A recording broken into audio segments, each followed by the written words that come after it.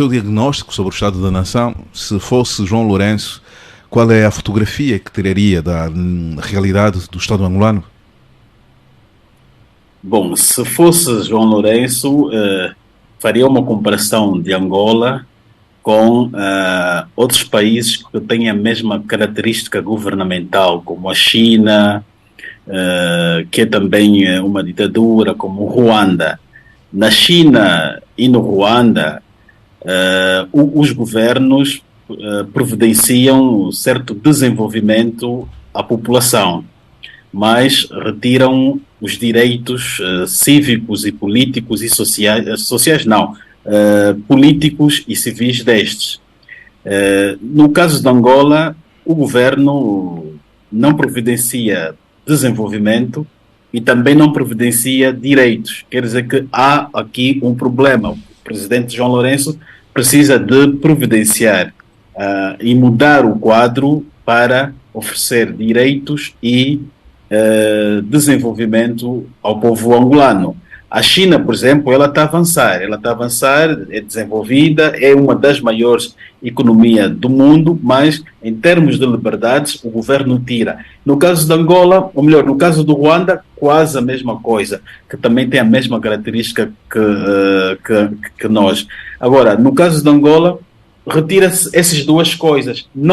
O governo não providencia direitos, não providencia desenvolvimento para o país. Quer dizer que nós, se comparados com outros regimes autocráticos, nós estamos muito em baixo e há necessidade de o presidente João Lourenço rever o rumo do país para que o quadro seja alterado. E como é que se altera? Isso altera-se primeiro... Não deve rever, deve sair. Não tem tempo para rever. Enquanto ele está no poder, ainda tem um mandato por cumprir, não pode providenciar aqui um quadro vazio. Ele deve cumprir com as suas obrigações. Pode demitir-se, mano. Pode demitir-se. Demitir-se não é deixar o quadro vazio. Demite-se e fica em casa. Vemos outra coisa. Mas em África é muito incomum os líderes admitirem uma certa inabilidade ou incompetência ou falha naquilo que fazem. E, aliás, Angola já mostrou várias vezes. Nós já vimos erros graves que o presidente também já cometeu e nunca colocou, ou melhor, que num outro país o líder colocaria pelo menos o seu cargo à José Gama, o que é que colocaria, se fosse convidado a escrever o discurso do Presidente da República, João Lourenço, o que é que colocaria sobre o país real neste discurso? Se fosse convidado a debitar alguns tributos, aqui uma espécie de uma assessoria grátis no discurso que o Presidente da República vai apresentar ao país na próxima segunda-feira. Bom, primeiro é que a natureza do Estado da Nação é fazer uma abordagem de vários tópicos daquilo que aconteceu no país, no plano da estabilidade política e paz, no plano dos investimentos, defesa e segurança nacional, no quadro da cooperação internacional, educação, que engloba a área social, reconciliação nacional. Mas, Gama, nessa altura, o que das finanças. Eu penso que nessa nós altura, precisamos... nessa altura, Gama, José Gama, nessa altura o que mais preocupa o país é o lado social e econômico.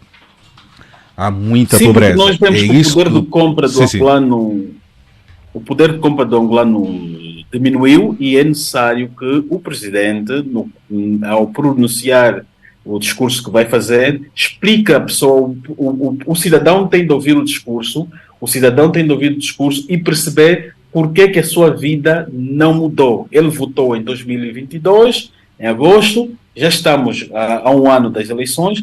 Ele, ao ler esse discurso, precisa de perceber as alterações que aconteceram e entender por que a vida não mudou, por que não há pão, por que não há água, por que há isso, por que a economia continua a ser,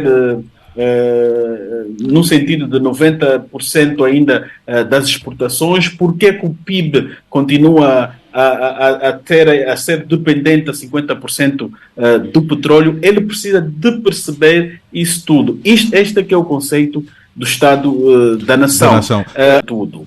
Anteriormente era o Covid, outras vezes era que a oposição estava a atrapalhar.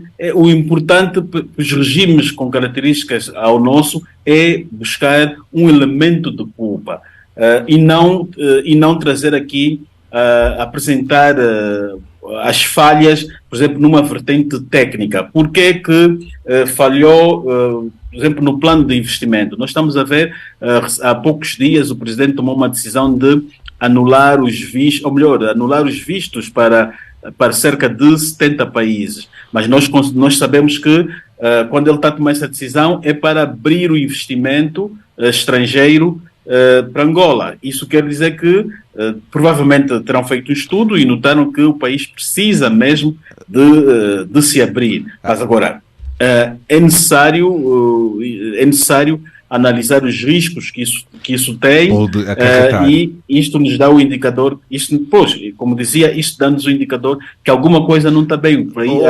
O país precisa de investidores, a economia ou as finanças angolanas estarão aí com algum problema, de uma forma, e o país precisa o Presidente abriu de uma forma e nem sequer informou os consulados e embaixadas. Estes também só ouviram, estes também só ouviram pela televisão. Então, esta medida não existe nada forçada não, às pressas, dá indicador de que alguma coisa estará a acontecer, ou aconteceu, ou fizeram leitura de alguma previsão a indicar que precisam de algo.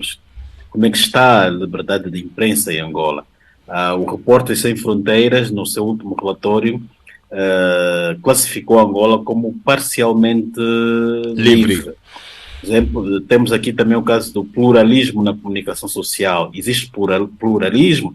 A comunicação social ouve as outras vozes. Vimos recentemente até o presidente da UNITA ou a própria UNITA reclamar que o seu presidente nunca é chamado para ser entrevistado na mídia pública. Se for para ser entrevistado, ou melhor, se for para cobrirem, por exemplo, um comício da UNITA, fazem cortes ou passam apenas aquilo que convém passar. Gama, não será que a consequência desta falta de liberdade, principalmente nos órgãos públicos, do Estado, estamos a falar, o partido no poder acabou por, aqui passa a expressão, colocar no cafrique os órgãos públicos?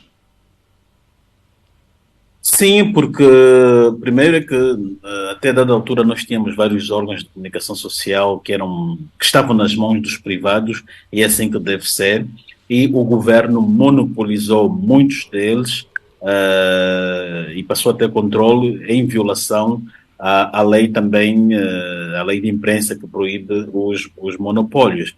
E estes órgãos, como a Zimbo, estando nas mãos agora do governo, do titular do Poder Executivo, estes órgãos acabam por ter uma conduta e uma conduta de sentirem-se que devem servir ao governo, porque muitos dos trabalhadores da Zimbo, do país e outros pertenciam ao setor privado. Agora eles têm uma oportunidade de fazerem parte do setor estatal, e em Angola há muita gente que gostaria de fazer parte da função pública e, portanto, estes jornalistas acabam por estar nas mãos do governo e acabam por ter uma conduta no sentido de agradar o governo. Caso contrário, são despedidos e não entram para a função pública. Basta ver que a Zimbo e outros já foram confiscados há mais de 3 anos e até agora a sua situação não está regularizada. Vimos há 2 semanas funcionários da Rádio Global que pertencia ao senhor Manuel Rabelais, ex-ministro, e estes a reclamarem que até os dias de hoje a sua situação não está regularizada. Eles estão sob tutela da RNA, mas até aqui eles próprios desconhecem qual é o seu papel, qual é o seu vínculo. Então, isto penso que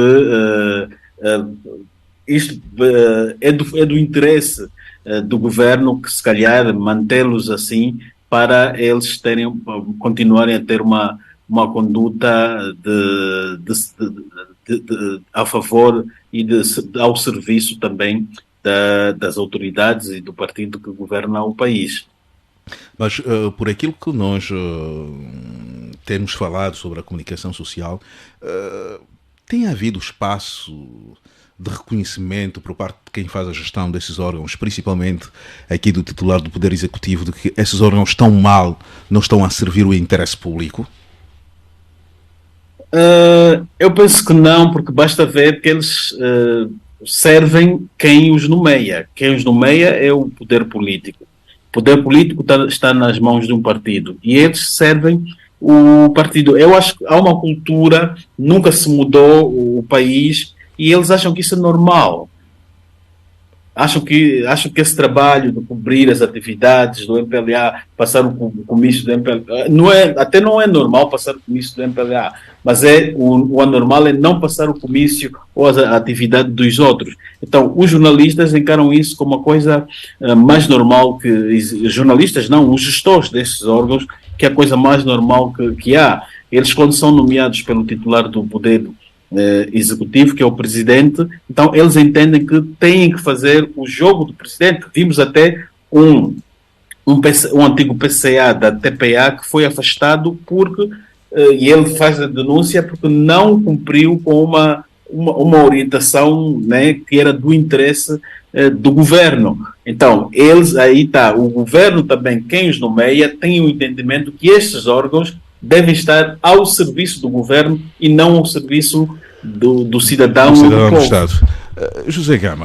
É que eles acabam de transformar nesses órgãos como instrumento de propaganda do poder político. Então, a solução para o problema da comunicação social passa necessariamente para uma mudança dentro da estrutura política do país. Correto. O país, a solução do país, nós antes entendíamos que o problema do país era nas pessoas, era mudar de líder. Nós mudamos de líderes tivemos um líder em 75, que morreu depois, tivemos um líder que governou quase 32 anos, que depois saiu, temos agora um atual líder. Então, há a percepção que o problema não está nas lideranças, o problema está no sistema que estes líderes e os seus partidos criaram. Portanto, este quadro só vai mudar quando este sistema cair por via eleitoral. E, enquanto manter-se assim, também não vai mudar, porque as pessoas, esses líderes que estão a governar, eles governam no sentido de preservar este quadro, de conservar este poder e de trabalhar na manutenção deste mesmo partido para estar no poder. Portanto, o quadro não vai mudar aqui, provavelmente depois de 2027, se Angola realizar eleições transparentes e justas. Ou seja, a solução passa na alternância do poder político. Não percebi? Passa na alternância do poder político. Explique, Eduardo. Sem sombra de dúvida, isso passa por uma alternância de poder. É necessário que o MPLA saia do poder por via eleitoral e depois o país, por exemplo, isso não é só na comunicação social, isso é na polícia, nos serviços de inteligência, no governo, em muitas instituições do Estado, para que esses agentes passem a ter uma noção em um sentido republicano. Enquanto não acontecer uma mudança do governo, este Estado atual não vai acontecer. Nós vejamos, temos quadros na diplomacia, eles acham, a interpretação deles é que eles devem servir o partido que está no poder e não as pessoas. Não o Estado angolano.